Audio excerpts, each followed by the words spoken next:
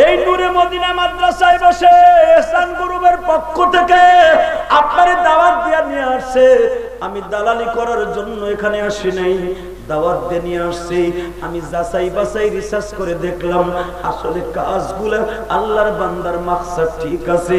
মানুষগুলাকে জাহান্নামের হাত থেকে বাঁচাইবার জন্য এই রাগিব আহসান মানুষকে জাহান্নাম থেকে বাঁচাইবার জন্য, সুদবিহীন সমাজ গড়ার জন্য একটা সংস্থার ব্যবস্থা করেছে।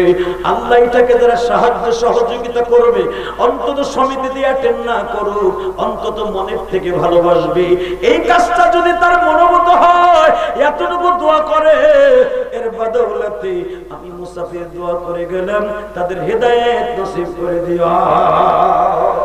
আল্লাহু আকবার, জোরে বলেন আল্লাহু আকবার, আরো জোরে বলেন।